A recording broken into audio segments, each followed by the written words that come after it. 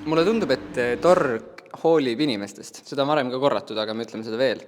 Sest siin tõesti pannakse tähele seda, kes sa oled, mis on sinu eripärad. Me oleme üksteise jaoks olemas, me toetame üksteist. Nagu meie toetame praegu. Sina toetad mind selle mikrofoniga, on ju?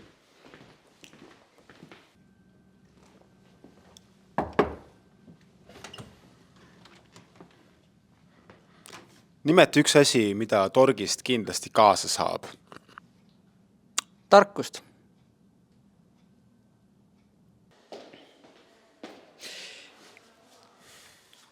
Lemmik ajaloo sündmus, Kalju.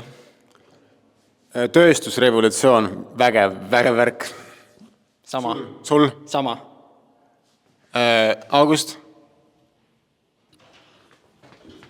Mis on kõige huvitavam koht, kus sa oled õpetanud? Tallinna vanalinn. Tallinna vanalinn on ikkagi kõige huvitavam koht. Ja kõige huvitavam on alati rääkida nendest suvalistest asjadest, mis on Harju tänaval, põllu peal, kartulid, veoautod, mis roostutavad. Ja tõesti vastab tõele.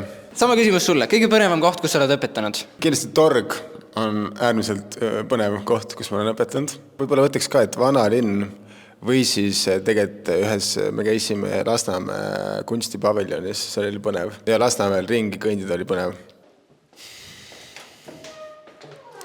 Suurepärane, Kalju. Ma otsisin sind tegelikult. Ma tahtsin sinu käest küsida kohe, et mis sind käivitab iga päev? Kohvi.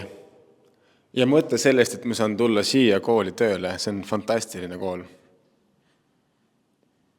Aga sina? D-vitamiin.